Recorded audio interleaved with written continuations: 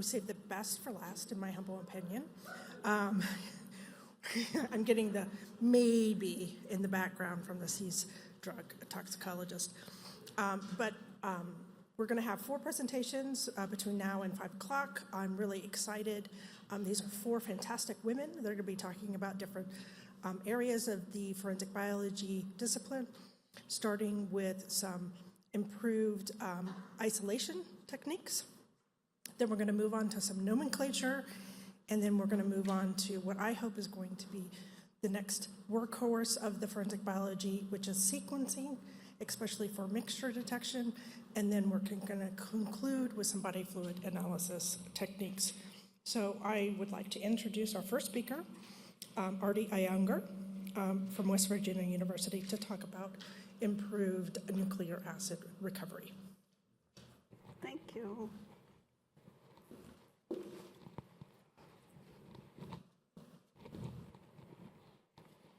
Thank you, Tracy, and thank you, NIJ, for giving me this opportunity. I'd like to begin by saying this is a project that is a collaboration between West Virginia University, where I'm based. My graduate student, Coral Smith, is listed in the authors, and then Dr. Brian Davis, he was the PI on a NIJ-funded award that just completed, and I'll be presenting results from that. And Crystal Chadwick, who is based at GE, and Coral Smith both performed all the experiments that I'm going to talk about today. And Michael Rischel and John Nelson, also co-authors, are based at GE. So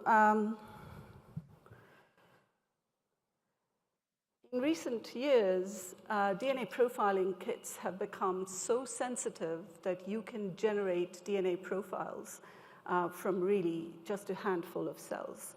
And this has allowed the processing of samples that were never possible before, including those invisible to the eye, including touch deposits such as those of door handles or property crimes. And these types of samples are now presently, they basically comprise huge proportions of the casework samples that a crime lab receives.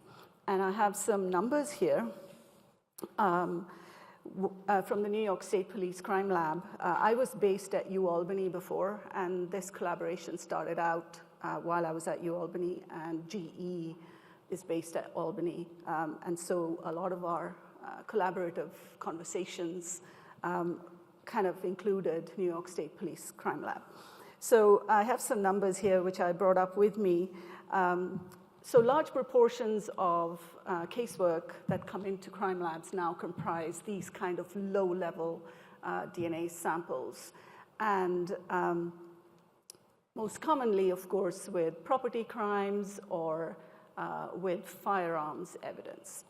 And New York City has recently launched what's called a DNA gun crimes unit, and they essentially want to basically DNA profile firearm evidence within 30 days. So there's a huge interest in trying to improve methods to try and get DNA from these types of evidence. And with property crime, most of the evidence that's received are these kind of samples. So I have some numbers here. 50% of the samples, so this is a review that New York State Police Lab did on property crime backlog that they had, and they found that about 50% of the time they had insufficient DNA. And when you have insufficient DNA, you have an uninterpretable DNA profile. But of the remaining samples that did work, it was hugely beneficial. So 25% of the samples gave them CODIS-eligible profiles, and of these 25%, 75% generated hits, which of course gave them huge advantage in crime solving. So clearly, any improvement in these numbers would be very significant.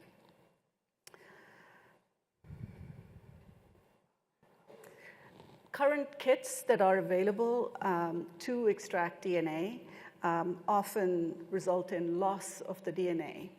And for example, in this slide, which I'm presenting here off of this paper in PLOS One, presents how the lost DNA is often found in what you discard, in basically what you wash away. This is using solid phase silica-based columns, and these are very widely used for DNA extractions. Even using automated instruments for DNA extraction, so DNA robots, you can get losses that are unacceptable with DNA. So for example, in this paper, what you can see is the original amount of DNA and basically recovery based on a robot, phenylchloroform manual method, and a QIAGEN silica solid phase method. And what you can see is the losses can be up to about 30% at this low end of the initial amount.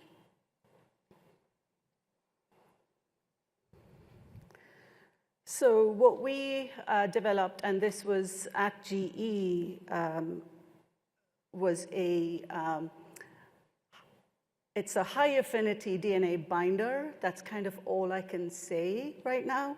And this binds nucleic acids with very high affinity. So what they have done is essentially conjugate this binder onto magnetic beads, which are widely used, including for all the automated DNA extraction procedures.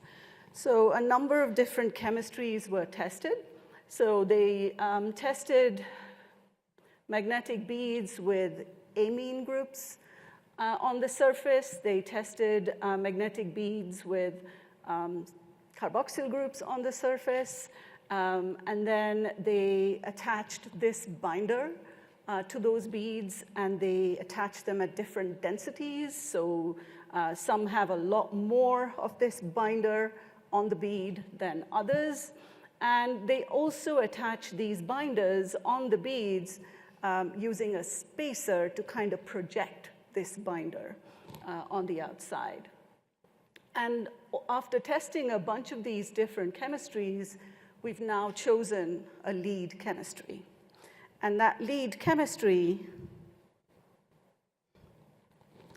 is essentially very effective at binding DNA. So what we did was we started out with spiking human DNA to try and see binding efficiency. And that's what I'm going to show you here. What you can see in blue is binding efficiency of our beads. What you can see in orange is the elution efficiency of our initially spiked amount. And what you see in gray is a commercial kit with magnetic beads, obviously without our binder, which we have on the magnetic beads. So what you can see is that the binding efficiency is pretty much near complete. It's 100%. Elution efficiency is more than 90%, often depends on the starting input. We've gone down to about 200 picograms in input, and we're able to recover a significant amount of that. And the method compares very favorably to this commercial method that's out there for DNA extraction. We also wanted to see whether degraded DNA works efficiently with this binding vector, and we degraded DNA with a sonicator to about 150 base pairs, essentially less than 500 base pairs. And what you can see is that, once again, the efficiency in binding is pretty high. It gets lower as you go down to the picogram amounts, but it's still pretty effective at binding, and we can elute with high efficiency what was initially bound. And binding is consistently very, very high. We can't actually test the binding efficiency with the commercial kits, commercial kit that we use, because it's not compatible with the PCR kit that we used to quantify the DNA here. So this was all quantified using quantifiler trio. And because the supernatant that you use post-binding for the commercial kit is not PCR compatible, we couldn't actually check that. But the elution efficiencies are really comparable between our kit and our method and the commercial kit. We also looked at RNA binding and recovery, and this is using ribogreen quantitation method, and ribogreen is not as sensitive as quant-trio, so we haven't actually been able to go down lower than the 2.5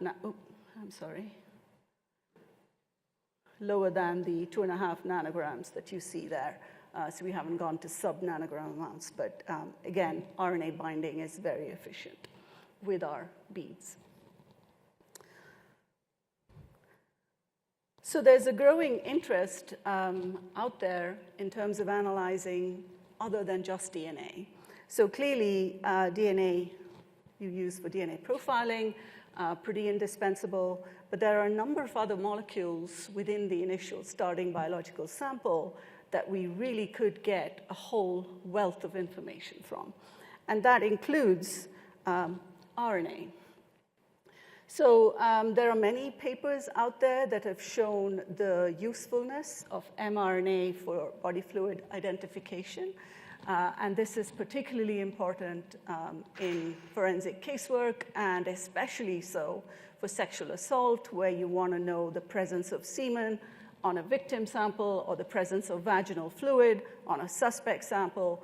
And so identification of that body fluid is an area of great interest. And mRNA markers are proving to be highly valuable for this purpose.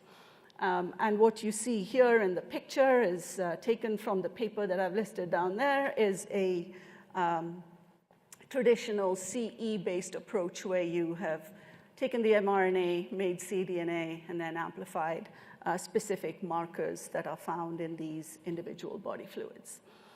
But, of course, mRNA has other advantages, too. So, for example, there are many what are called association fallacies that have been reported, where just because you find a DNA profile and you also find a certain body fluid does not mean that that DNA profile came from that body fluid. And if you make that association without evidence, then you're committing what is called an association fallacy. So the way to avoid association fallacies would be to use the mRNA as well as the DNA and look for something that's common. And what is common is coding SNPs. So what you can do is actually genotype coding SNPs that are obviously on coding regions, therefore made into mRNA, and you're able to then conclusively say, by genotyping coding SNPs in the DNA and looking at the coding SNPs in the mRNA, that the mRNA that you have used to identify the body fluid categorically came from one individual. And that is really, really moving forward, proving to be extremely valuable information, mainly because of the sensitivity of the kits. And one example that's out there is a case where an intimate swab from a rape victim produced a mixed profile, and that mixed profile consisted of alleles from her partner, but also from the accused. And the accused was then basically accused of rape. And it turned out that the actual mixed profile was a result of contamination of his DNA from a saliva sample that he had previously submitted for a completely unrelated minor offense. So mitigating association fallacies is possible using mRNA. I don't know if you can see anything here that I've actually shown in that table, so I probably won't spend time showing you, but essentially what's in those gray boxes is essentially genotypes that you see in the DNA that concur with the RNA of that one person. Of course, there's a lot of other applications to mRNA. There is a whole field called transcriptomics, where you can look at the entire transcriptome, and this is beneficial for post-mortem interval estimation and all sorts of other things, which I won't go into, but those are two applications that I'm just talking about right here. Protein is a molecule that is immediately discarded in any DNA extraction method. That's pretty much the first thing you do when you have a DNA extraction method that you start out with. And proteins can be pretty valuable to retain as well. So for example, there's been a new validation paper a few years ago looking at proteins specifically for body fluid identification, and protein biomarkers are exactly in the same way as I described for mRNA, very useful to identify the body fluid present. You can also genotype proteins themselves. So as a result of SNPs, what you can get are SAPs, which are essentially peptide changes in the protein, and when these are variable, you can actually use that to individualize.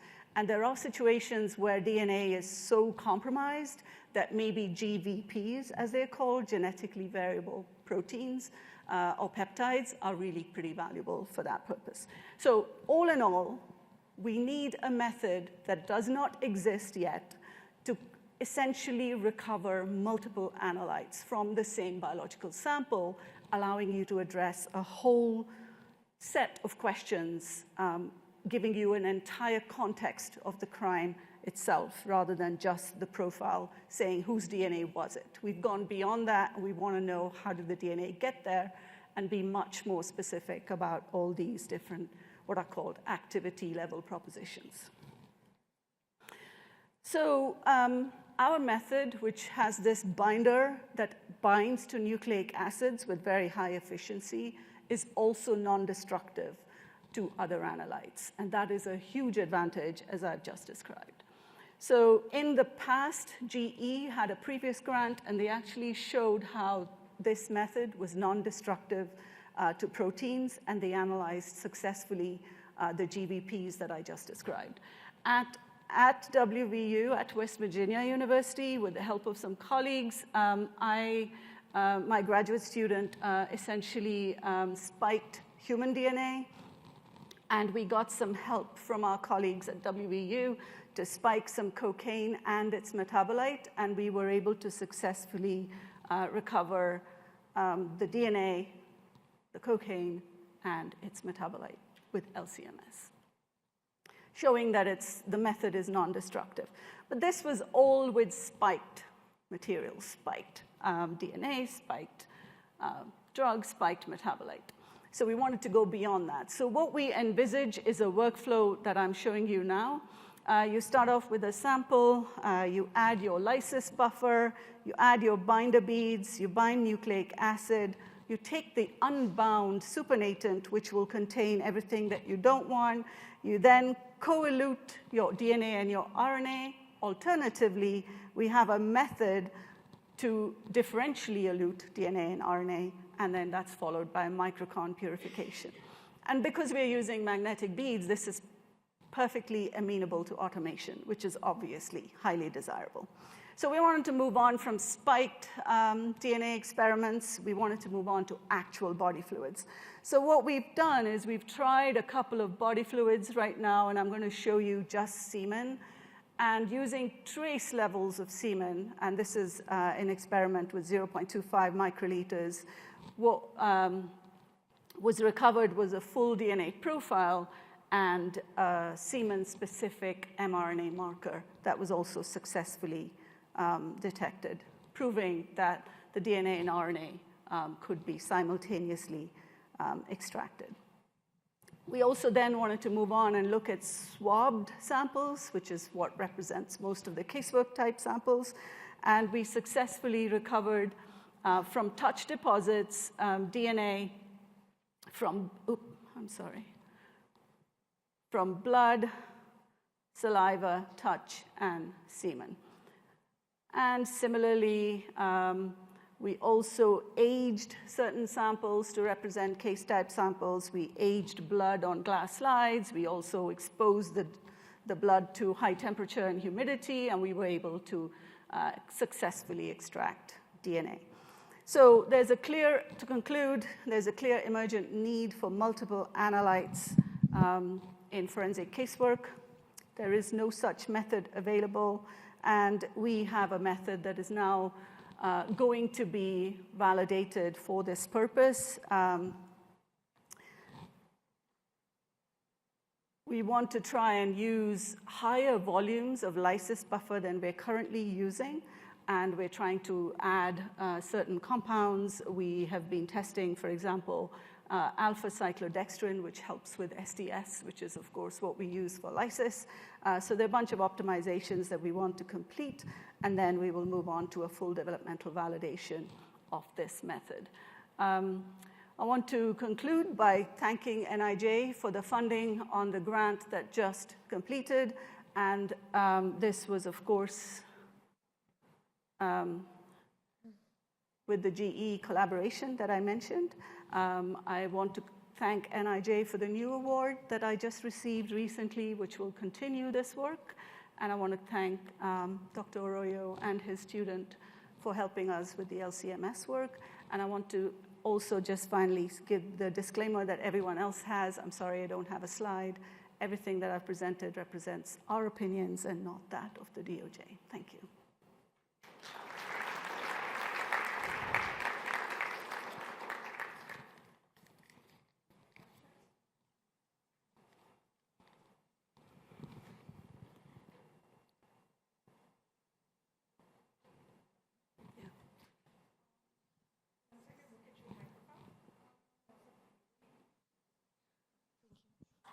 I was wondering why you guys are trying to add more lysis buffer. Like, what's the thought behind it?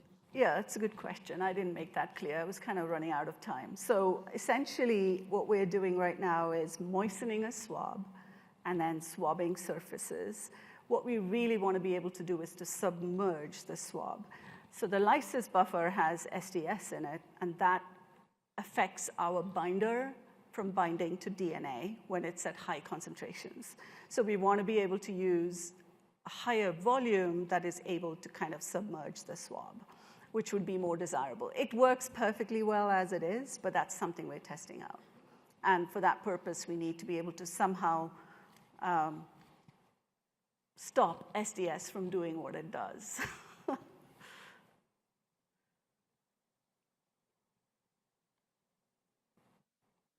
Fresh, or are they desiccated? I'm sorry? Were your samples fresh, or are they desiccated? So the aged blood was definitely desiccated. It was aged for up to 6 months, but we used both fresh and old.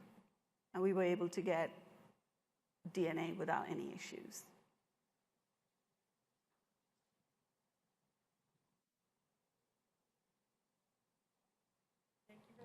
Thank you.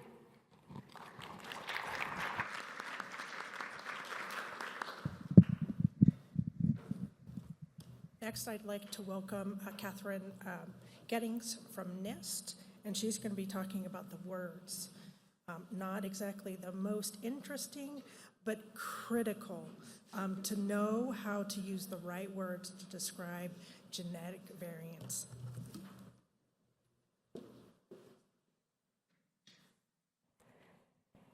Thanks, Tracy. I promise I will try to make it interesting. So to start with, I mean, I'm going to assume a kind of baseline of information, but we've worked with STRs for many decades now in forensic DNA, short tandem repeats, but we have historically used just the length of the fragment. We're not really sequencing them. We look at the length of the fragment, and that correlates to an allelic ladder that the vendor makes, and that tells us this length of fragment equals a 10 allele, or this length of fragment equals an 11. We haven't really been worried about the sequence, but the history of these loci is that a particular lab in the 90s found the locus, found it to be polymorphic in the population, sequenced a very small number of samples, and based on that sequencing, they decided the nomenclature for that locus. And so that laboratory had the precedent. They got to decide it, especially for our oldest, kind of most core loci, like VWA or FGA or THO1. Those were characterized in different laboratories. So they decided on different rule sets for how to decide what made a 10, right? How many repeats do you count for a 10? Might have been differently decided in one laboratory for one locus versus another laboratory for a different locus. So when we get into the early 2000s, like 2005, we start to characterize a lot of YSTRs. And I think we kind of learned from what we did with the autosomals that we should try to standardize this. We should try to have some rules that we're all going to follow as a community.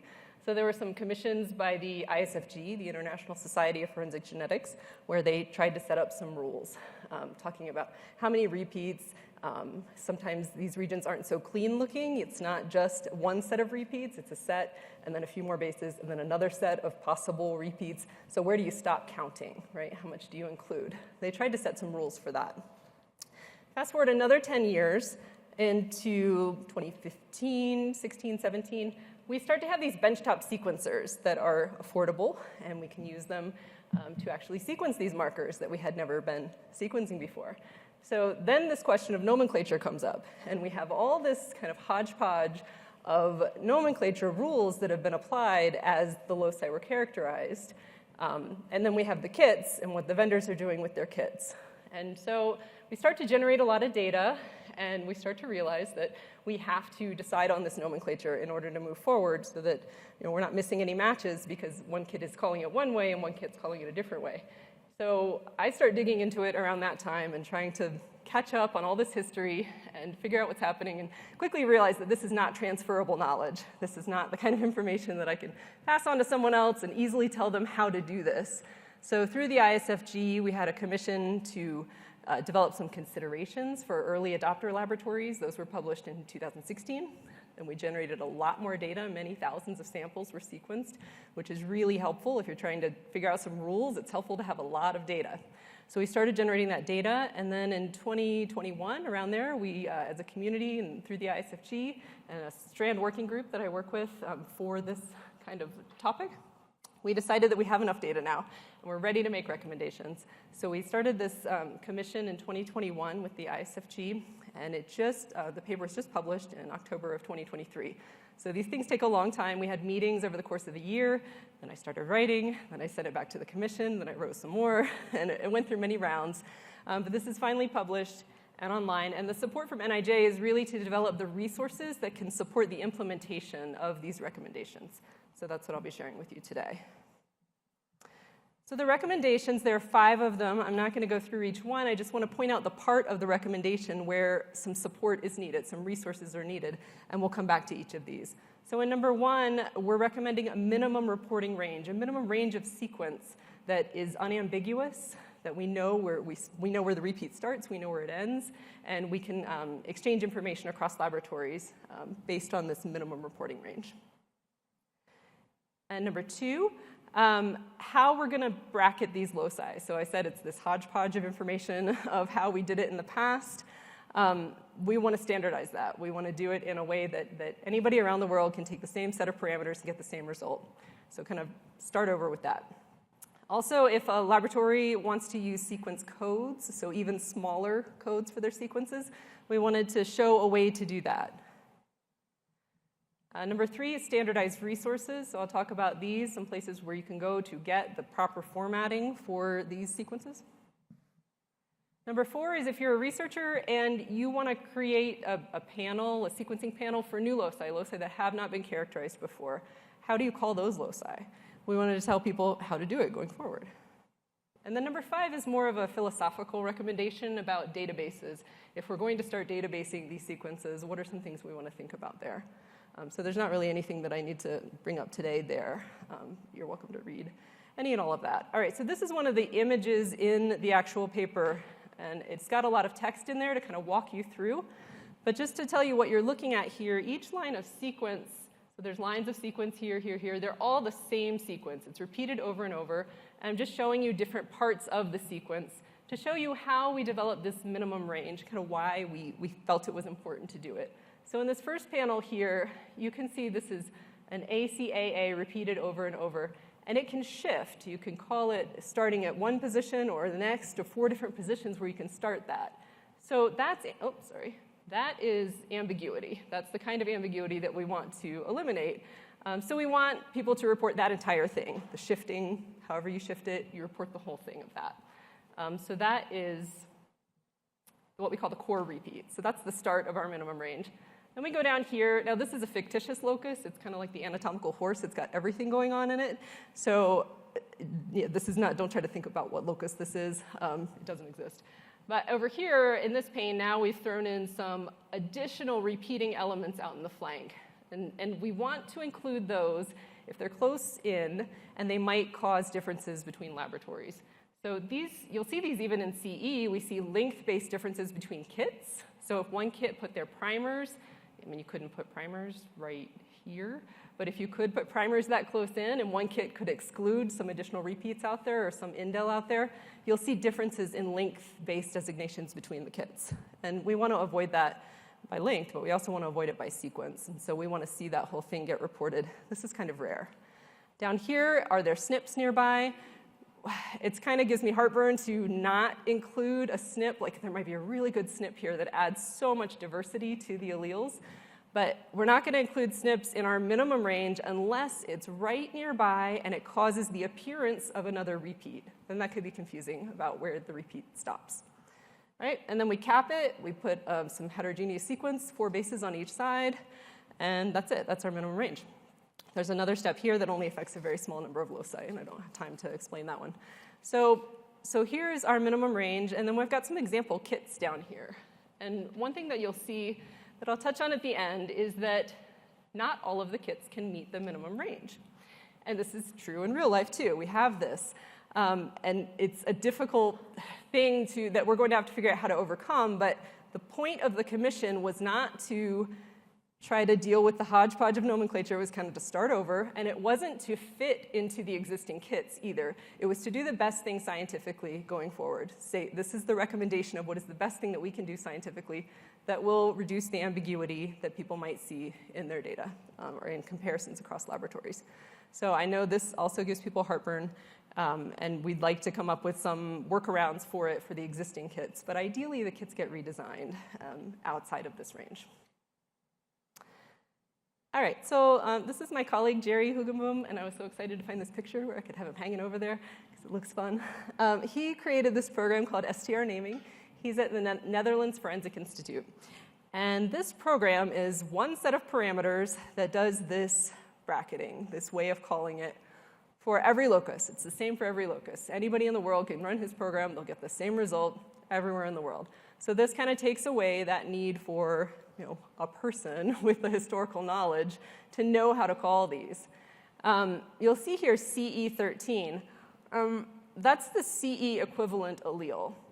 It's important to maintain that because these now don't necessarily match up. You'll see in the first one, TATC13, that is why it's a CE13. But in other ones, you see more repeats, more TATCs, these other things that are getting bracketed.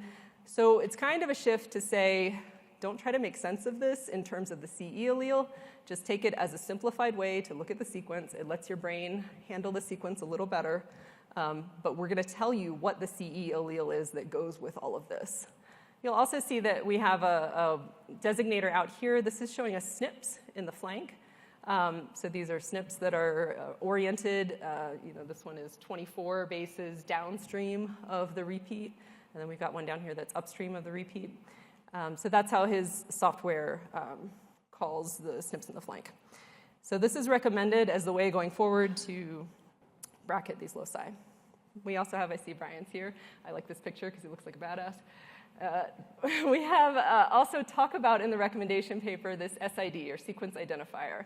So this is a code that can be used, so you can put basically any string of characters into this program, and it will give you this long code of letters out. We don't need this long code of letters. That would be silly because it's longer than the sequence. We can take a subset of those letters, and we can say it's Tho1, and take the first 5 characters. And that is probably going to be, individualized to the, 10 or 15 Tho1 alleles that will exist. We can also say it's a Tho1 7 and use even less characters. So depending on the application, you can use varying number of characters. But this is a nice way to shorthand the sequence for different applications as well. All right, this is getting into the resources that we are providing to kind of help people in figuring all this out. So this is my Strand working group, my colleagues that we've been working on this stuff for 8 years now. This is an Excel file, which I know is kind of hokey, but it lays out the GRCH38 sequence for the different STRs. You see TPOX here and D2S441 here. So this gray bar is the minimum range. Above that, what's kind of boxed off there is the historical repeat. The empty white boxes are the STR naming bracketing now.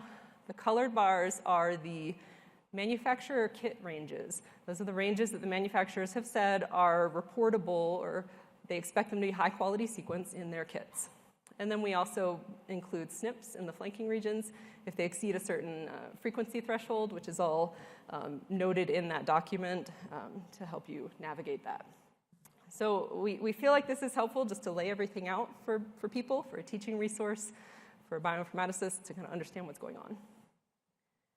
One of the things we're working on too with the FSSG is making it interactive. So this is IGV, it's the Integrated Genomics Viewer, which is embedded in lots of other tools and websites and things. So my bioinformatician, Lisa Borsuk, has been taking the information here in this Excel file and making it into a bed file that can go into this program, and you can actually move around and navigate in there. So we think that'll be a nice resource. All right, the next resource is StarSeq. That's the main thing that we work on at NIST to support this nomenclature effort. So its long name is STR Sequencing Project. It's a catalog of forensic STR sequences generated from population samples. They're formatted according to the ISFG nomenclature recommendations. And these are GenBank records held in a bio project at NCBI. That just means kind of a bin for holding GenBank records is bio project. So this is the main page of the bio project.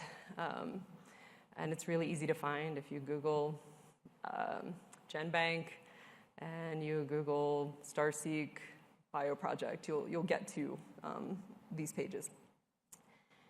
And so what you see on this page is the top level of the project. You can see that there are almost 2,600 records in here. That's a lot to try to look at all at once. So we divide them up into different groupings. So we have 4 groupings here of the commonly used autosomal loci, the alternate or the less commonly used autosomal loci, and then also YSTRs and XSTRs.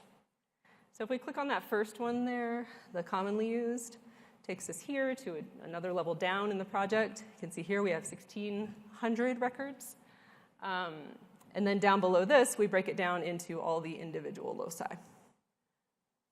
So if we click on the first locus here, which is D1 S1656, we go into that locus, and there are 58 records, I think that is, for D1 S1656. At any point, you can click on that number, that 58 or 1,600 or whatever, and you'll see everything. You'll see all the GenBank records listed all at once. You probably don't want to do that. So if you click on that now, let's go in and see. This is a listing of all 58 records. So what does a record look like? This is a GenBank record. There's a lot of metadata in here that are fields that we have to fill in, that NCBI says we have to fill in. The meat of it for us is down here. So I'll come back to that because these are the fields that need to be updated now that the new nomenclature recommendations have been published. I just want to show you this. So the StarSeq Bio project started in 2017. And we've been tracking the publications and what the use case was for that publication, the citations of this project. So these are citations by quarter. The ones that are in black are citations by us or our collaborators. So that's not very exciting if we're citing our own project, but we use it too. The ones in gray are if somebody says, this thing exists and it's a part of this nomenclature stuff, but it's in a review article. They're not actually using it, so those aren't that exciting either. The cool ones are the medium blue ones. Those are people who are running their own population studies, and they're using StarSeq to either check their formatting, or they're using it to see if their alleles are in there, or if they found sequences that are novel to that database. So those are nice. We like those. The ones I like the most are the light blue. This is when people are using the information in the bioproject as the back end in their own software development, their own bioinformatic development. That's the ideal use case. I don't want practitioners having to go in there ever, really. I would much rather the vendors or the software developers put this in the back end of their methods so that it's automatic for the practitioners. So we were happy to see a lot of those happening. All right, so our StarSeq update is all these fields that you see here. We have to add the ISFG minimum range. We're keeping the historical bracketing in there, along with the new STR naming bracketing. We're adding that SID code. We're also updating the commercial kit ranges. Some of those were squishy in the beginning, or we didn't have the full information, and now we do. So this is my colleague Lisa Borsuk, who's spearheading that effort. We are also, I have a student from GW. She's actually here this week. She's talking about this on Friday. We're also doing a lit search. So we're going back in the recent years of population studies that aren't in StarSeq. And we're trying to find sequences that we can put in there, okay? So I'm going to skip that one, and you can see that in her talk on Friday. This is my colleague Martin Bodner, who's at the Medical University of Innsbruck in Austria, working with Walter Parson, which you know probably from MPOP. They also have this database called Strider that serves a QC function for STR population data. And they are QCing also STR sequence population data, not just CE data. They are working on the infrastructure to serve out sequence-based allele frequencies. They are also QCing these data sets. He updated these numbers for me just yesterday. So they've done 45 sequence-based data set QCs, but the number of genotypes is actually over 12,500 genotypes that they've QC'd. They also host the FSSG document. This is my colleague Jonathan King at University of North Texas, and as a part of this grant, a part of the resources that we're trying to provide, he is developing this way of searching both StarSeq and Strider to see if your sequence of interest is in these databases already, right? So in my head, it's a open field where you can paste in your sequence and it tells you, here it is in StarSeq, here it is in Strider. Or you can do it by batch. You can upload your whole set of population data and it'll give you all the accession numbers for StarSeq and Strider. I'm told by my German colleague Martin that we know strudel as a tasty pastry that like interleaves dough, but it is also the German word for a whirlpool in the ocean. So on some days, I think it maybe will be the tasty pastry, and other days it's going to be just a whirlpool that sucks you in and you never can get out of. So you can take your pick. All right, just wrapping up. The other piece that we were talking about is what to do with new loci, and this is also work that Lauren's been helping with. So we were grabbing from all these historical sources all of the old names for STR loci that have been used, and we gathered 33,500 plus of them. And we've done our best when we can, when there are primers associated with them, to orient those onto the modern human genome reference. So we have now this kind of catalog, internal catalog of information of names and locations. So if a researcher is thinking they're developing a panel of new loci, we'd like to tell them that name already exists. And so that's what this work is about. All right, so in conclusion, STR sequence nomenclature recommendations are published. Recommended resources are being updated. The resources are designed to unify reporting across research, casework, and databases.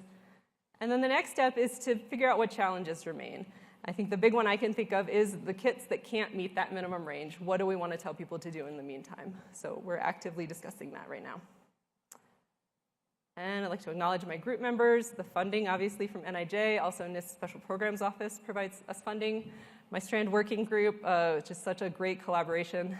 And then my disclaimer, points of view are my own. The kits I mentioned are not an endorsement, and all of the work is approved by the NIST Research Protections Office. And I'm happy to take any questions.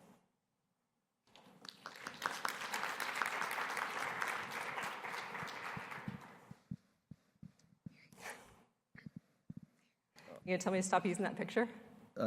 yeah, I need to update that picture. So the database you guys have developed is super useful. I use it all the time, and I recommend people look at it. How are you going? So the sequences you have in there came from different kits, some of which don't cover that minimum region. Do you have a strategy for converting those to the minimum region? Yeah, so for StarSeek, it's not as difficult, I think, because, well, for one thing, a lot of the data in there is NIST data. And so we had Forensic on that already, and then we had some PowerSeek. We're actually doing more PowerSeek sequencing right now. So we'll have both, and if you have PowerSeek and Forensic, you can always meet the minimum range. So we're kind of solving it that way. But if we have a sequence that was done in a different lab with a kit that doesn't meet the minimum range, we use inferred bases, and we mark them as inferred bases, so it's reference sequence that we put in there, yeah. But that's difficult. Like, that's what the recommendations say to do, even for casework or databasing, but I think that's very difficult for a casework person to say, I'm filling in bases from a reference. So we're trying to figure out how to navigate that right now.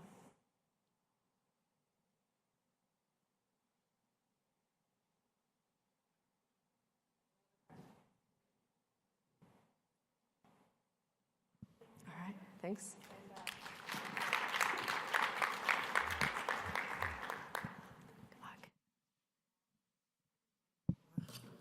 Your sash there, Catherine. I love the llamas. Sorry. All right, so next we'll be introducing Liza Wormbach, and she's going to be talking to us about some next generation sequencing with an emphasis on mixture interpretation. And I'd like to just brag for a hot second about Liza. She works in a public laboratory as a researcher, which is a really unique opportunity to sort of blend both the practitioner and the researcher needs. And so Liza was funded under our public lab solicitation, which is specifically intended to target public laboratories. So those of you who are practitioners or researchers in practitioner offices, we have a solicitation specifically aimed at you.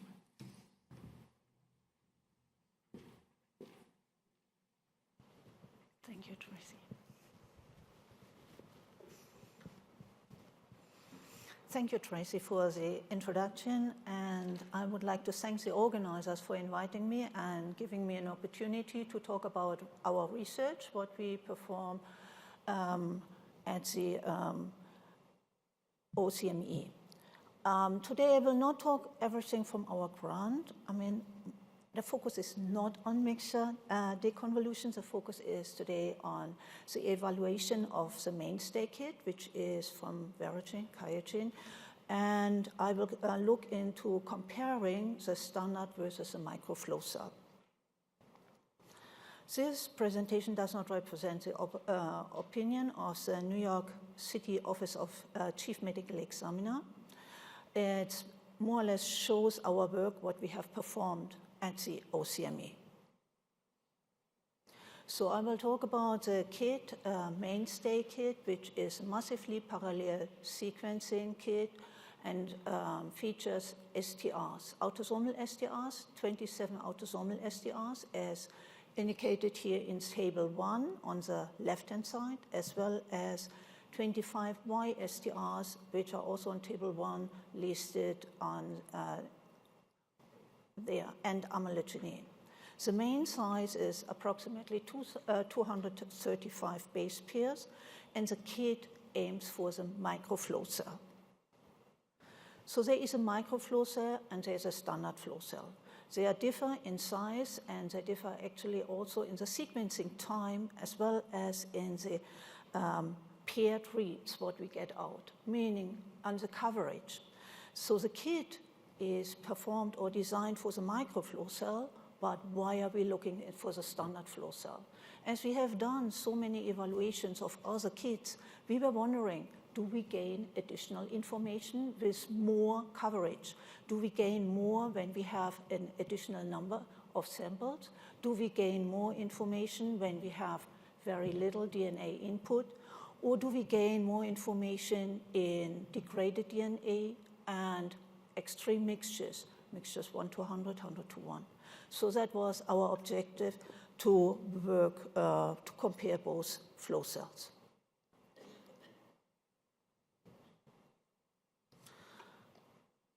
So we used, for the library preparation, we used the Biomech. We use the Biomech i5 for the target amplification in the preamp, and then we use the i7 for adding the indices, purification, normalization, pooling, denaturation, dilution, and loading on the MySeq is performed manually. I will talk here about 5 experiments, so where we have done the comparison. One is benchmark, and this is 32 samples, including controls, good DNA quality, and good DNA input, meaning 1 nanogram. Then we increase the sample size to 48, including controls. Then we are looking for sensitivity with a range of input of 800 down to 50 picogram DNA. Again, this was now 32 samples. We were looking into degradation, where we degraded the DNA by boiling, and had also for the degradation experiment 32 samples. And we were looking for mixtures, two different two-person mixtures. Once we generated the library, we used the library for the standard flow cell and for the microflow cell. So we used the same library for both flow cells. That is how we did the comparison. All runs passed the quality controls.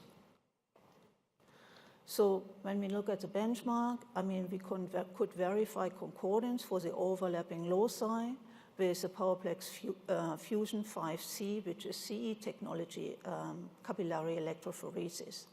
And we found at 7 different STRs, we found isoalleles. Isoalleles are alleles which have the same length, but have a different sequence, so increase the discrimination.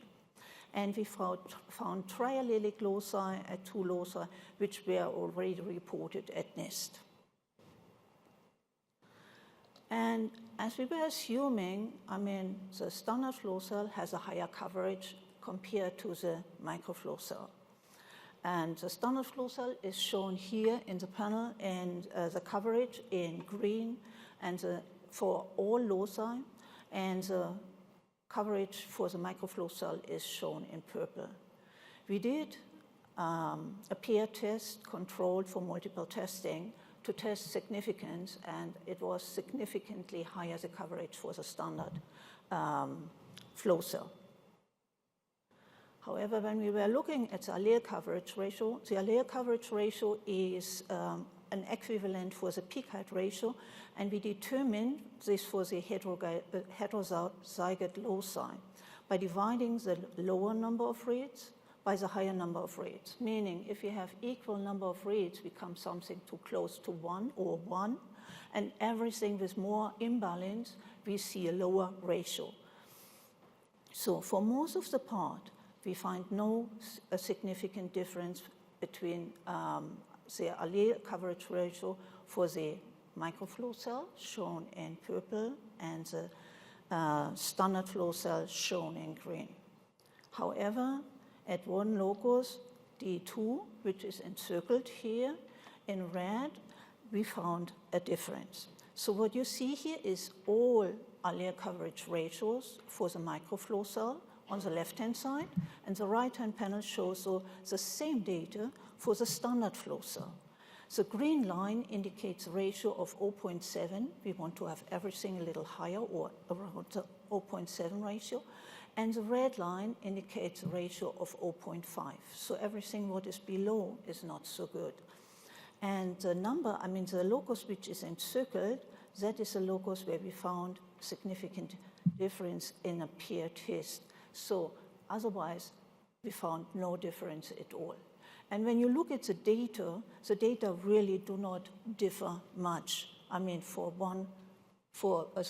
microflow cell compared to the standard flow cell. So when we increase the sample number to 48 samples, including controls, we were looking first for dropouts. micro and standard flow cell have both one dropout at one YSTR locus at the same sample. So there is no difference here. When you look at the left-hand panel, you see the coverage again. You see the comparison from the 32 samples, which is on the left-hand side, and on the right-hand side. This is for the 48 samples here. And again, we find a significant difference also for the 48 samples that the standard flow cell has a higher coverage compared to the microflow cell. Again, we look then for the allele coverage ratio on the right-hand panel and compare that.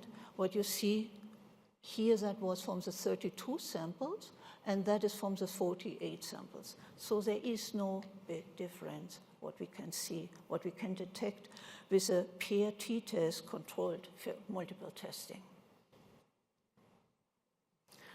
Next, we were testing sensitivity. So we had 6 samples at 800, 400, 200, 150 picogram DNA input.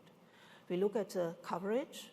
On the left-hand side, you see the coverage for the microflow cell. On the right-hand, you see this for the standard flow cell. And what you see, is color-coded for the input.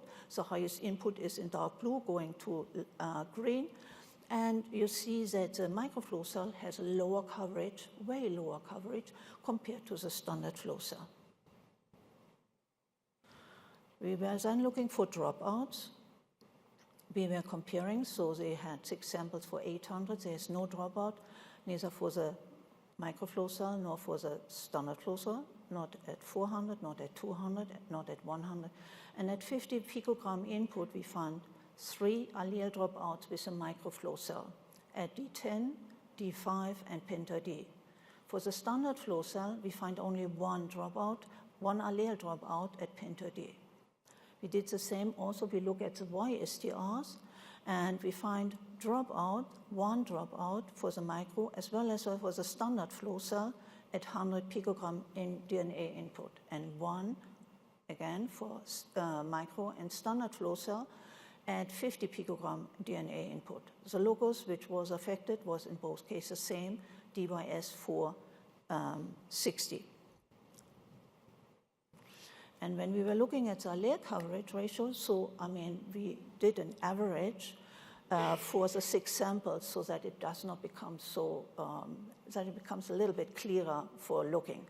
The left-hand panel is a microflow cell, right-hand panel is a standard flow cell.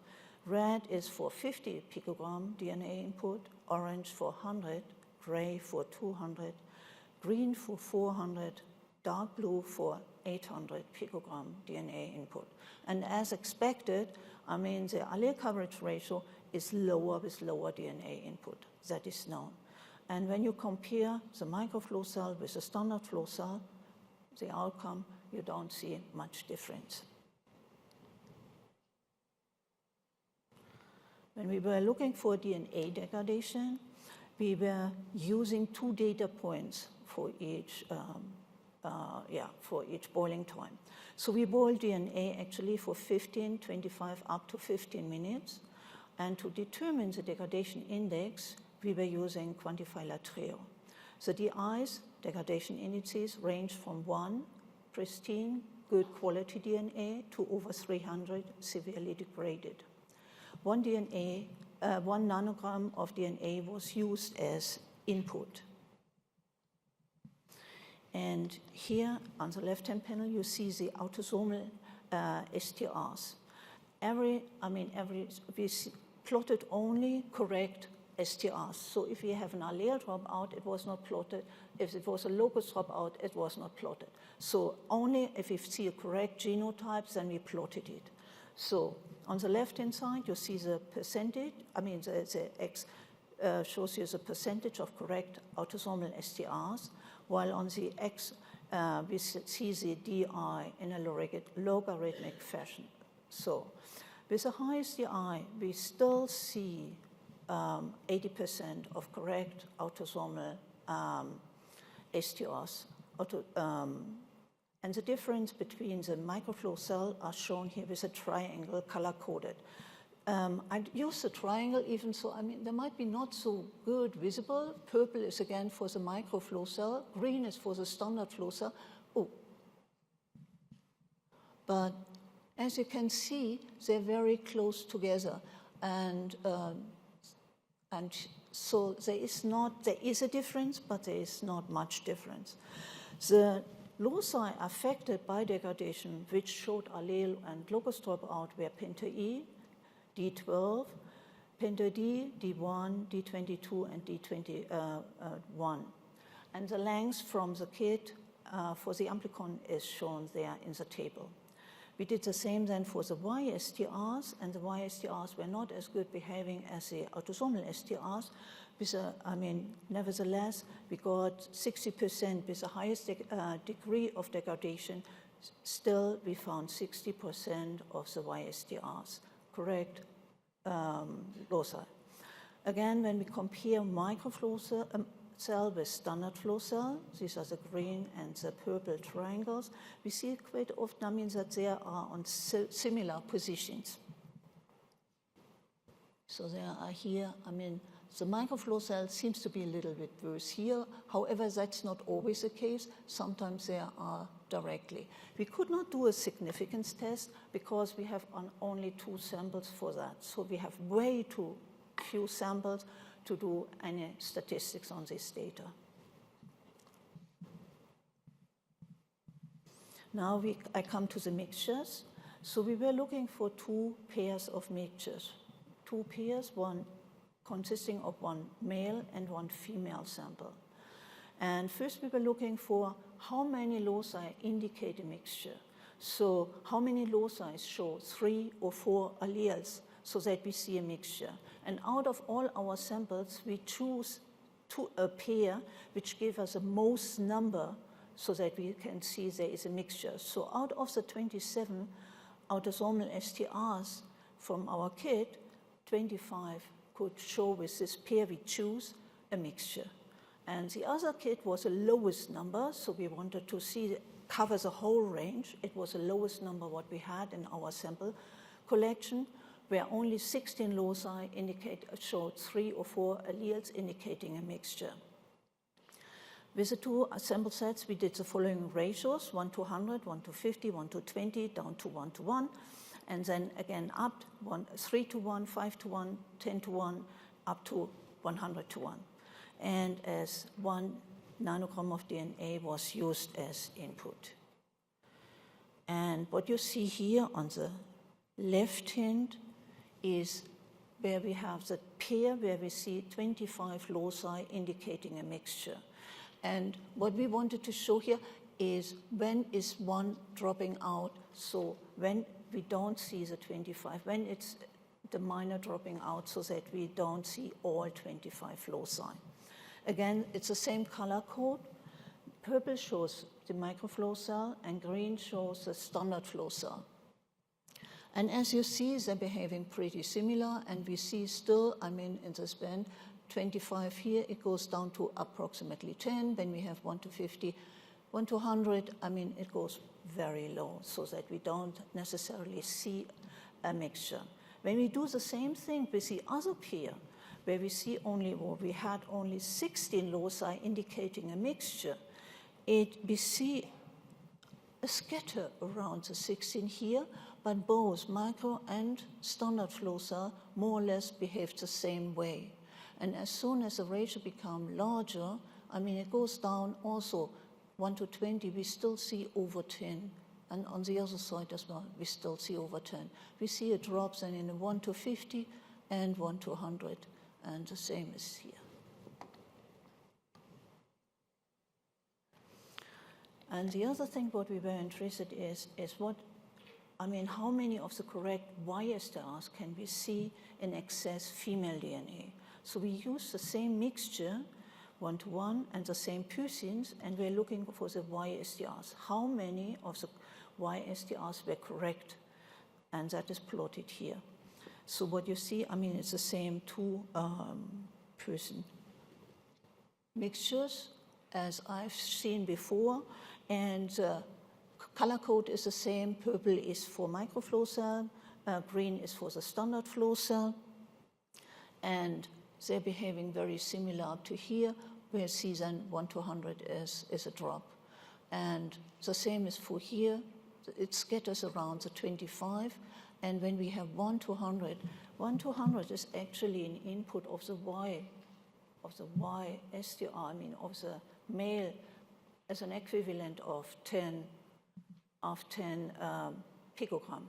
So it's very little DNA what is detected, and we still get around 10 YSDRs correctly identified. Okay, in summary, we could verify concordance. 48 samples had a lower coverage compared to 32 samples. We found one locus dropout with both flow cells, microflow cell and the standard flow cell. We could still obtain full profiles with 50 picogram DNA input. Full CODIS profiles were obtained from degraded DNA samples that had degradation indices up to over 50. And with the two-person mixtures, we detected, a two-person mixture samples could be detected, certainly with ratios 1 to 50, mixture ratios 1 to 50. And in female excess DNA, YSDRs were correctly detected up to ratios also 1 to 50 to be on the conservative side. The standard flow cell showed slightly better result compared to the microflow cell, but it's nothing, I really can point my finger. Whenever we did a significance test, it came out more or less equal.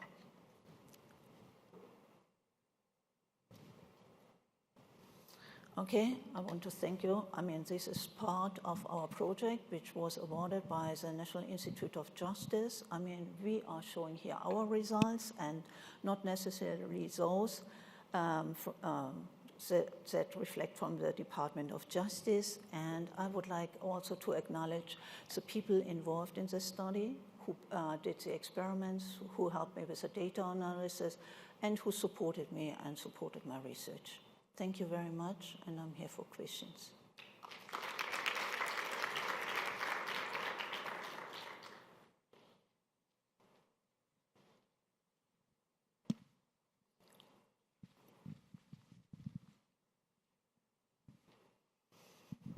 Thank you so much for the presentation. Just a quick question. When you say correct STRs, this does not mean disconcordance with the CE data. That means the rest were dropped out from, like, you had a dropout on these, like, let's say 10 out of the 25 you said correct. You used the word correct, and I'm just, if you can clarify what correct means and not correct means.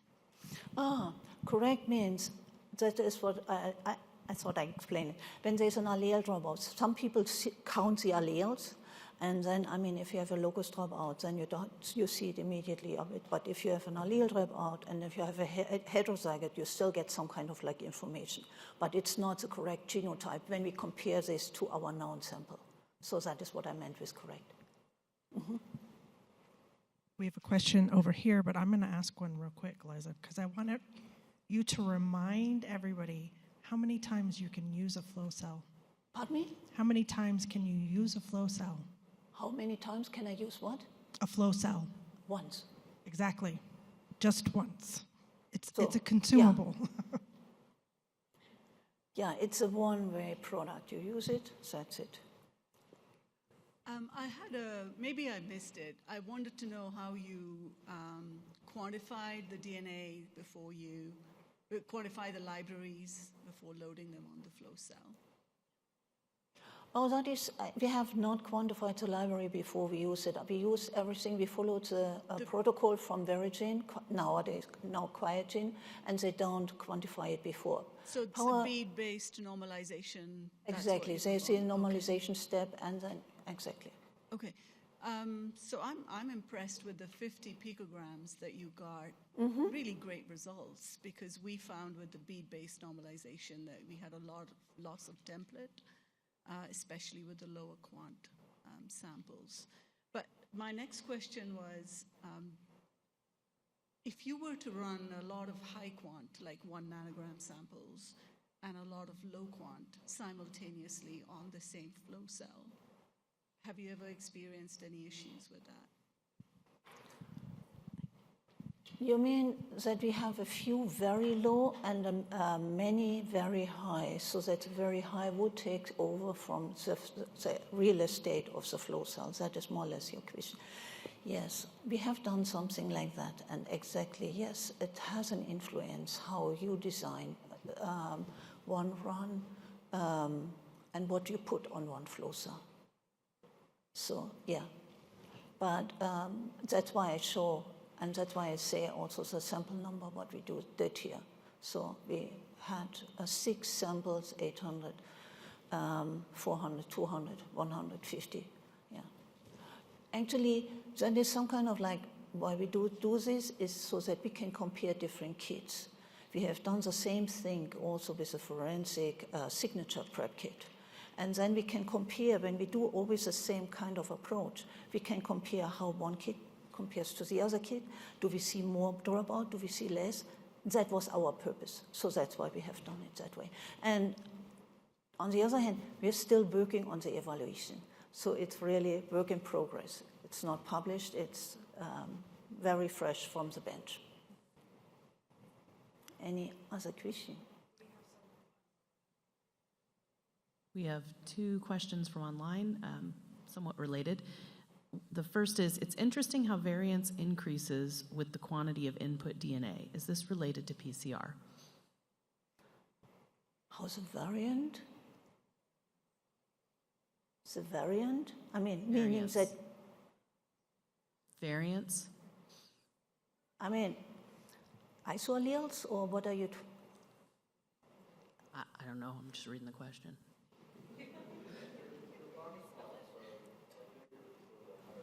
Your box plots are bigger for the higher concentrations. Yeah, I saw that too, and I've seen that. It's true in NGS. I don't know why.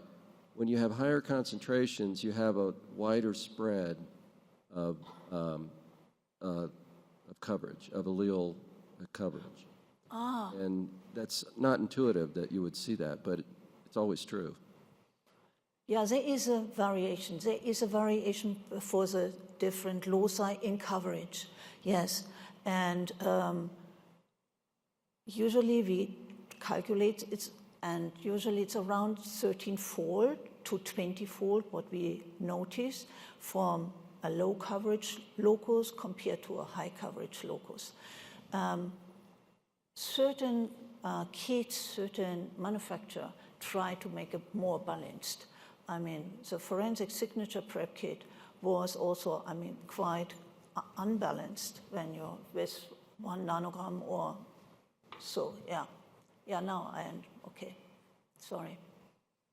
Okay, the other question is also about variance.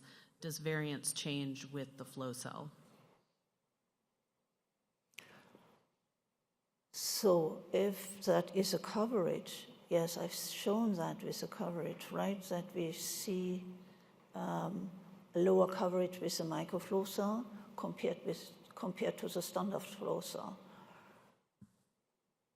I mean, that's why we did the whole thing. We were wondering to get more information out from the standard flow cell, because whenever we saw something, I mean, and that is what we show here as well. When we have a low coverage with our 50 picogram DNA input, it becomes lower and lower, and then we see the allele dropout. And we were wondering, we can increase the coverage with a standard flow cell, and unfortunately, I mean, what we showed, we don't see, I mean, that we gain more information, really. And that was surprising for us. Any other question? Thank you very much for your attention.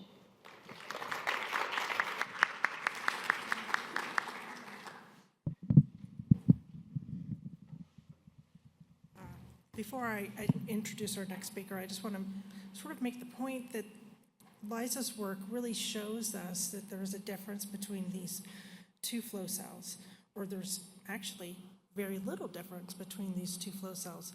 But this is a consumable that you use one time, and it comes at a significant cost.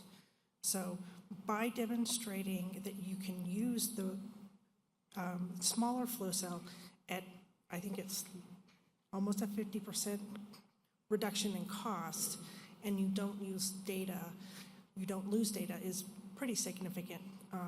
So while not the mixture interpretation that I know that Liza's working on right now, this is still a significant amount of work. And so our last project that I want to introduce is Mirna Gomari, and she's from the Center for Forensic Science Research and Education. And I'll just back up for 1 second and say that when Mirna started on this, she was a PhD candidate working in the laboratory supporting this grant. And now she's the PI on the grant. So it's been a journey for Mirna, and I'm looking forward to hearing her talk about body fluids. All right. First of all, I really want to thank NIJ for inviting me over to present. But before I start, really quickly, just raise your hand if you've seen him presenting before in a conference. I know some folks online did. Cool. Well, you know that usually the trend is I'm usually towards the end, but I make sure that you guys are all awake. It's going to be quick, and then we can jump to the poster session. So we'll start. So this project is about comparing different emerging technologies for body fluid identification in comparison to the conventional, or what we know as immunochromatographic assays. I'm going to say immunoassays just to make it shorter. But before I start, I know you've heard it a lot. This probably would be the last time today. Anything I say is my opinion. It does not represent the DOJ. And any name of commercial kits, that's solely for the research, and it's not an endorsement. With that, let's start. So we all know why we need serology, or why do we need body fluid identification. It gives a context. Finding a saliva as a DNA profile versus it being semen, it's a completely different story. What's the issue with the current serologic techniques? Well, while they are sensitive, they're easy, they're quick, they may lack some specificity. Another thing is cross-reaction with other types of non-targets. That's also some other effects, like extreme pH might affect the specificity of the test, and other contaminants that might interfere with these immunoassays. And another factor, too, that if we have a lot of the fluid in these tests, it's called the high dose effect, so we may get false negatives. And last but not least is that we cannot multiplex, so we have to use a lot of the sample in order to do the multiple immunoassays available in the market, hence why this project started. So the three main aspects we're going to compare today, or what we call them omics-based methods in comparison to the immunoassays, is the DNA methylation assays, the mRNA assays, and the proteomics. So three different labs came in together, and then we prepared these blind samples, which I'm going to mention in a bit, send them to all these three labs who sent us back their results. But before I jump into that blind test, we'll walk quickly through immunoassays and the other three methods. For the immunoassays, it's based on the principle, obviously, of antibody and antigens, and typically it's a visualizing change of color, and then the steps are really simple. You have your incubation of your sample in the buffer, you dilute it to a specific concentration based on the manufacturer guidelines, and then you just load it on the strip. So these are some pictures of how it looks like. We know it's similar to like pregnancy tests, some COVID tests. That's the same concept. The four different immunoassays that we tested were the RSID for blood, saliva, and semen, as well as the Seratec PMB test, which can detect peripheral blood and menstrual blood. And these targets are what's listed in these tables as what they target as their antigen. And we see that based on the manufacturer, they all are supposed to be human-specific. Now, to move on DNA methylation, and I can't talk all day about it, so I'm going to try to be short, but if you have more questions about this specific technique, you can find me later and we can talk more about it. But DNA methylation is the addition of a methyl group on the cytosines at the 5' position. And it's a form of epigenetic modification, and it has a role in gene expression. And then there are different cells that will have different methylation patterns, which have been exploited for the purpose of body fluid identification. So the different steps in here, you extract your DNA like you do in any conventional method, quantify the DNA. Then there is a step, because if we go ahead and directly just sequence it, we're not going to differentiate a methylated cytosine from unmethylated cytosines. So this step, which is the standard so far way, is called bisulfite conversion. So if we look now at the right side of the screen, what happens in this conversion is that the unmethylated cytosine, so the cytosine that does not have the methyl group, through this bisulfite conversion, will be converted to uracil. So it's like a sulfonication step. However, the methylated cytosine will not be converted, and it will stay as a cytosine. So when we amplify, the methylated cytosine is not affected, as I just said, but the unmethylated cytosine will be converted to uracil. Hence, it's like a thymine when we look at the PCR amplification. And then we sequence them. In this situation, it was using a benchtop sequencer. It's the pyrosequencer. So for this particular project, there were 7 markers that were examined to look for blood, semen, saliva, vaginal secretion, menstrual blood, and nasal secretion. Now to jump to messenger RNA, so we all know that the messenger RNA is a messenger, so it carries the information from the nucleus out into the cytoplasm. It serves as the precursor, obviously, for protein synthesis. And through a transcription step, there are like different segments within the DNA that are copied into complementary RNA.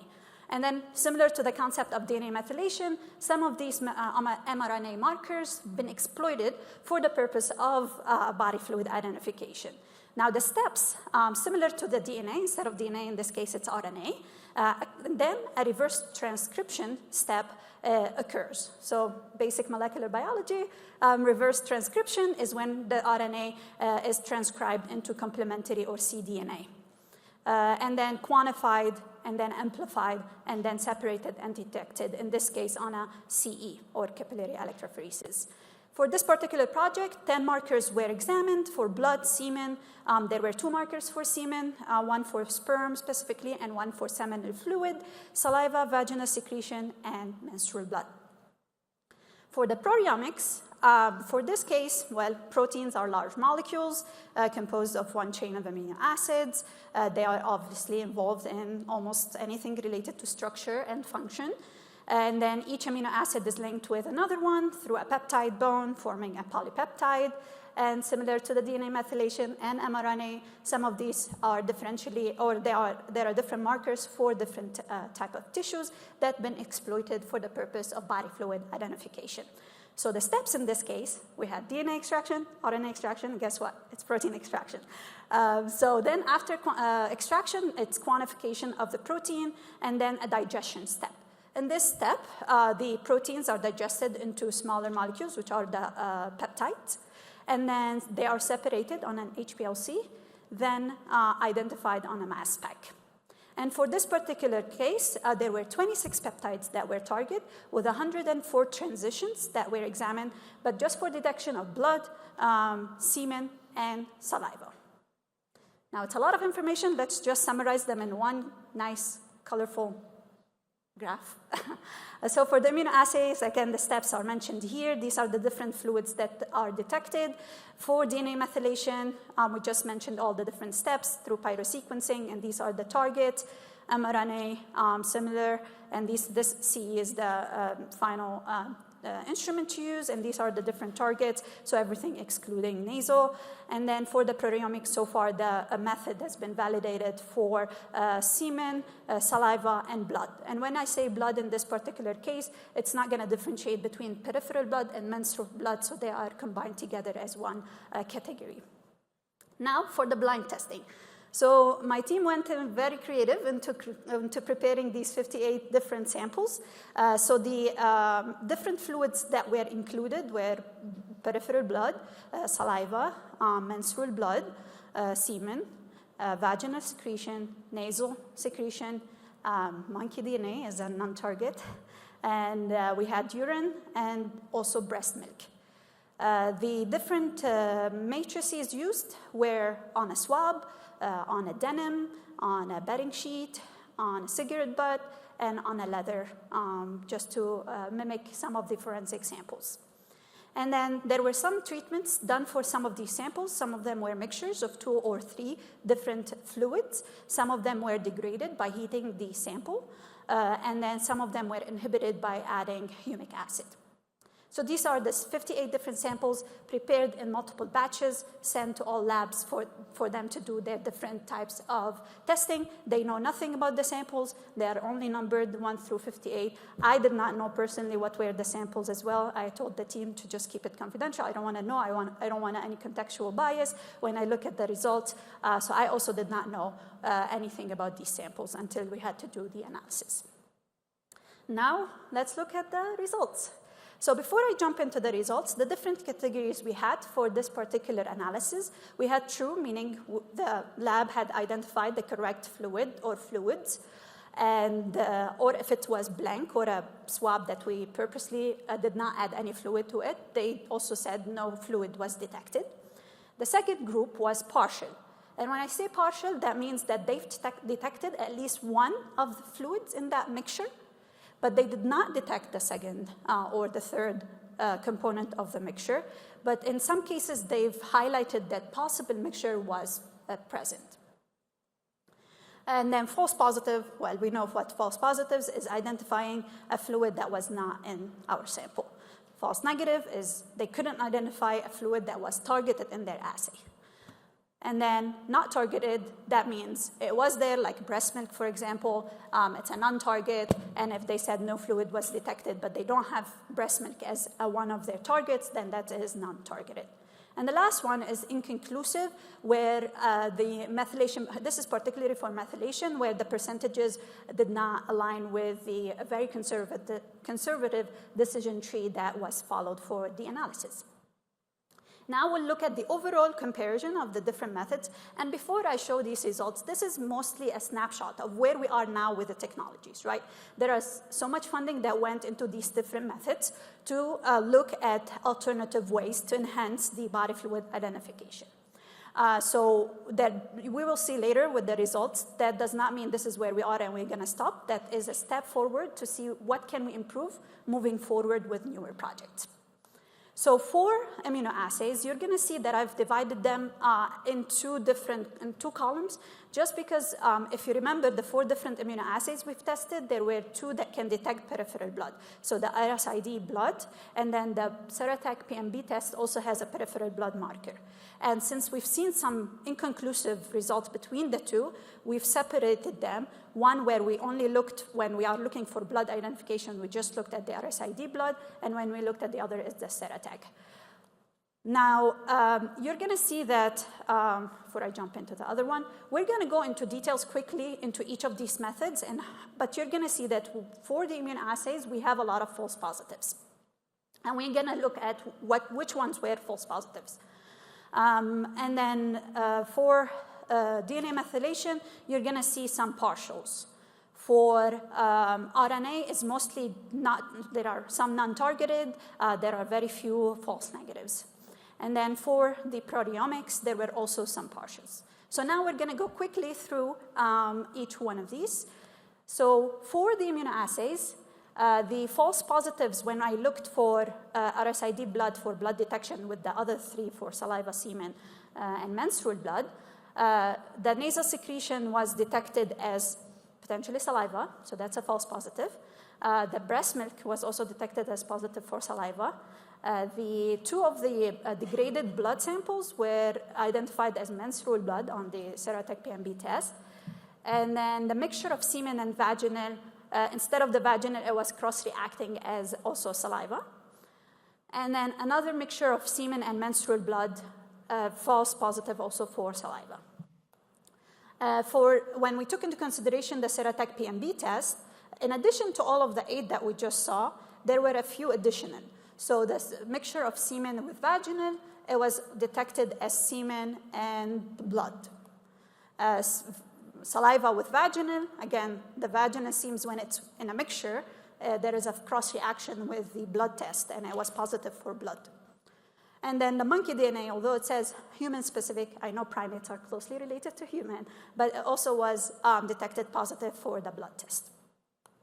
There were 2 false negatives for one of the degraded bloods and one of the degraded saliva, and there were 2 non-targeted which did not cross-react, which is the vaginal secretion when it was on its own and not mixed, and then the urine.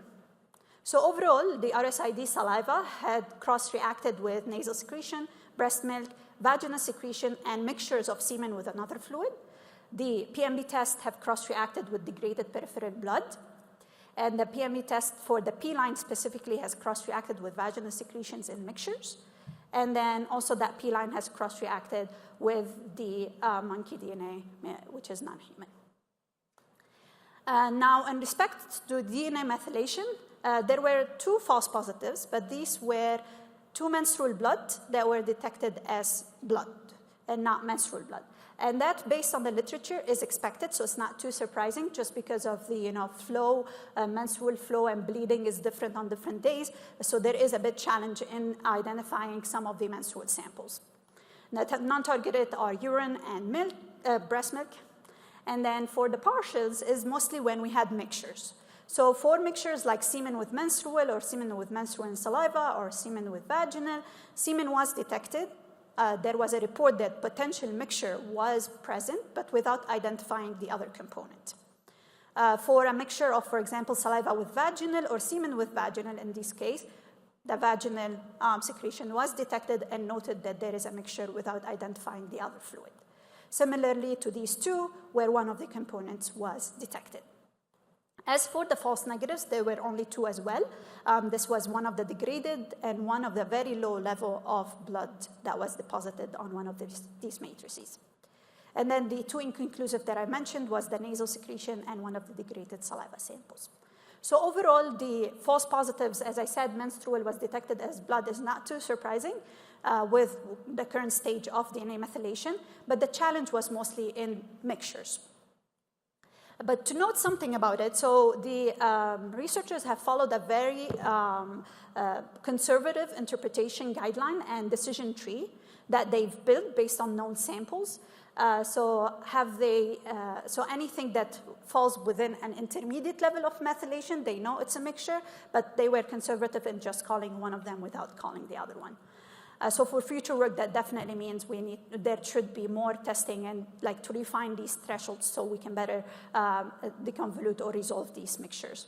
The cool thing, I found it cool, I hope you find it too, for the blood monkey blood, when the DNA was quantified, for the large autosomal there was results. But for the small autosomal, we didn't get anything, and we repeated it and they get the same results. When body fluid identification was done on the pyrosequencer, they saw this pattern of very low level of and very low peaks, and obviously you can see in the red, and that's a sign that the pyrosequencing had failed. So out of curiosity, and that's a free marketing there for the paper for one of the assays I developed for species ID. We ran it on species identification test on the pyrosequencer. We got the sequence, we blasted that sequence, and it was a baboon or monkey or any of these primates. So it was identified through these different steps. Now, in regards to the messenger RNA assays, there was only 1 false positive, but that was a blank that was reported as saliva. So most likely that could be a contamination, either while preparing the samples or while extracting or any of these manual steps that were done.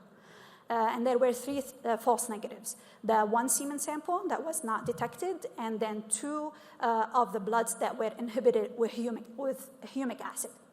And then there were non-targeted samples, so that did not cross-react. Again, the breast milk, the urine, the monkey DNA, and the nasal secretion. However, they did say that STAT was detected. It's one of the markers for presumptive nasal presence, but since they didn't validate that method, they did not want to just type it, but they had a note next to it. So overall, there was 1 false positive. Again, as I said, it could be just a contamination during the preparation or the extraction step, which were done manually. And then the challenge mostly in this case were the inhibited samples, where probably the RNA was degraded or they couldn't retrieve or recover the RNA. As for the proteomics assays, there were a few partials, if you remember the picture a few slides ago. So these partials, again, similar to the DNA methylation, where one component was detected. In this case, there were 3 mixtures, 3 different sets of samples that were mixtures of saliva and menstrual blood, or semen and menstrual blood, and only blood was detected. And as a reminder, they cannot differentiate menstrual from blood, hence why I have the blood logo. And then the 3 mixture components, semen, menstrual, and saliva, they detected the first 2, but not saliva. As for the false negatives, they also had 2, which was a mixture of saliva with vaginal. Now, I do have to say these results are literally from last week. Per their guideline, and that's a validated method by the OCME in New York, they usually, when they get an inconclusive result, they rerun it.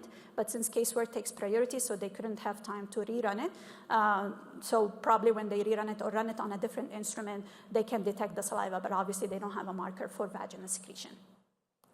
As for the non-targeted, it was breast milk, urine, the vaginal, and the nasal secretion, as well as the monkey DNA. And they had no cross-reaction. But similar to the interesting factors they saw for the monkey DNA, they saw almost all of the peptides except a few, so they were interested in doing more. But overall, the challenge was in detecting saliva in 6 out of these 58 samples, and semen in 2 of these 58 samples. And that mainly the challenge so far is that they cannot differentiate peripheral from menstrual, nor they can so far detect vaginal secretion. But they went into an extra step. So they have another method using the triple TOF instrument. I'm not a proteomics person, but I know just that instrument, that's what they've used. So these 6 that I've just mentioned that were not targeted, they ran them on that, but they had proteins in them. So they were interested in knowing what could be these samples. So using the first method that I've just mentioned, they couldn't detect semen, saliva, or blood in this case, but they had proteins. So they ran the SciAx 6600 triple TOF, which is presumptive test, and they were actually able to detect 5 of these 6. So the the breast milk, and then the urine and the vaginal, as well as the monkey DNA, they were correctly identified. And then the only exception was the nasal secretion that they reported as potentially breast milk. And then one thing too about this method with the validation with the OCME, they are adding the urine markers to their current method. So in addition to blood, semen, and saliva, they will have urine as an additional fluid to be detected. Now, with some statistics to be done, we used the micro-average approach, and we looked at specificity, sensitivity, and error rate. Specificity is basically when we have the true negatives over the total of true negatives and false positives, whereas the sensitivity is the true positives over the total of true positives and false negatives, and error rate is how many false positives we basically have. So what you see here, interestingly, that all of the omic tests have, let me see, I can see it easier. So all of the omic tests have much higher specificity in comparison to the immunoassays. Now, the challenge, as we said, with the DNA methylation was the sensitivity because of the mixture samples. But overall, even the error rate is much higher with the immunoassays as compared to all of the immunoassays. But overall, the highest performance so far is the mRNA assays with 99.7, with the exception of that one sample, with 94 for sensitivity, and that 1% because of that 1 out of 58 that was detected as saliva. So in conclusion, this finding, again, it's a snapshot of where the omic-based systems are currently. So they're definitely clear sign that it's increased specificity in compared to the conventional immunoassays, minimized error rates in compared to the conventional methods, and also the most important part too is that it enabled or allowed for multiplexing. So we don't have to run or to consume a lot of our sample to run these multiple tests, whereas we can have just one test that can detect all of these different markers. So for the epigenomics or the DNA methylation methods, where it should head is basically incorporating additional markers, but also if we think about, we heard some stuff today about artificial intelligence or machine learning. So if we add this component to the DNA methylation analysis, specifically for mixtures, we will definitely have higher sensitivity as compared to where we are today. As in regards to transcriptomics, or in this case, mRNA, it was highly specific and sensitive. The challenge, again, it was with known PCR inhibitors. So one thing that researchers proposed in the future is to see if by adding any additives to the reverse transcriptase PCR or the PCR for amplification, they can add any additives to enhance the recovery of messenger RNA. And last but not least, for proteomics, while it's very specific, there is a pressing need to add more markers to target more forensically relevant samples, such as vaginal fluid and menstrual blood. And I do have to also say before I end this presentation that we did not cover here other types of testing like microbiome. It's another type of testing that can be done, and I know there is research ongoing on that. We can do so much with so little time, so all of this work was done just in 6 months. But for future research, that's something also to consider. But with that, I'm really thankful for the NIJ and for my awesome team at the CFSRE who had supported this work. FIU, Dr. McCord, who was my previous mentor, and UCF, Dr. Ballantyne and Dr. Henson, and all of the OSAMI team who jumped in last minute to help us as well doing the proteomics work and then providing us with the samples, with the results right before this conference. And with that, I'm ready for any questions. Thank you.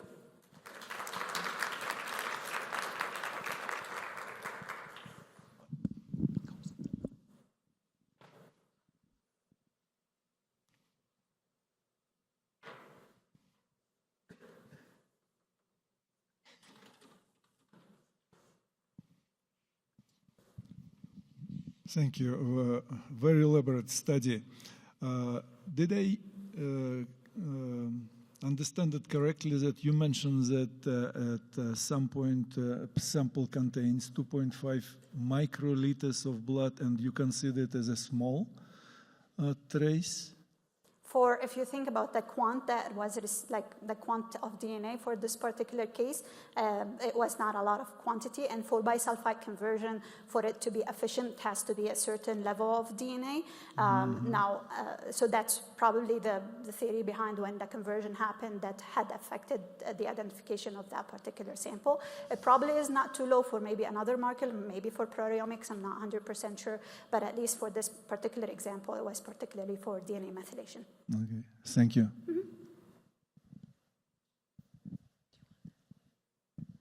I had a related question about the different volumes for the different body fluids, because clearly they will vary based on their sensitivity.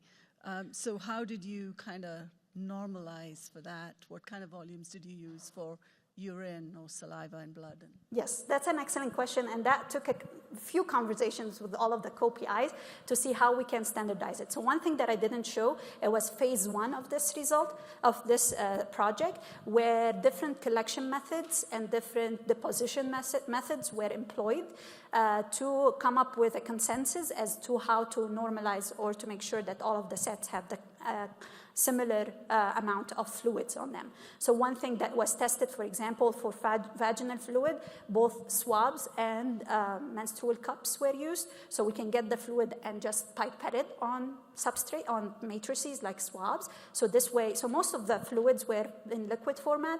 So they were able to deposit equal volumes on the different matrices, again, whether that's swab or denim or whatnot. So these are the main ways to standardize or to make sure that that the volume or the amount of sample per set is pretty much similar to all of the other things.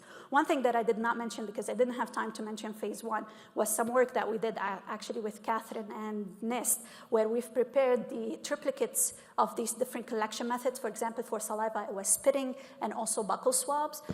So we've prepared these and we've sent them to NIST for them to do their protocol of extracting DNA, RNA, and proteins, and they did some also quant for these different methods, and based on all of these findings, that was standardized for phase two, which was the blind testing.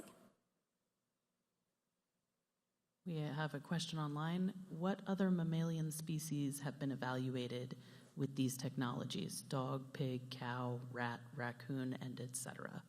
A very good question. I can only speak for DNA methylation because that's what I worked on previously, and it was human-specific. So these markers, when developed, they were compared to different non-human samples. I'm pretty sure that Dr. Ballantynes and Erin have done some testing also on non-human samples, and I'm pretty sure for the proteomics validated method, if you look at the OCME validation, which is up online with all their full protocol as how to they do it and what validation they did, I'm pretty sure they've done some also non-human DNA. They've tested even semen samples from, if I recall correctly from my readings, they've tested, for example, semen samples from other I would say, living creatures other than humans as well. So yeah, I hope that answered the question. Okay, thank you.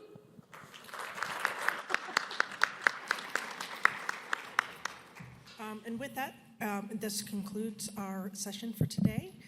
I would encourage everybody to go next door that way for our 35 posters. Thank you.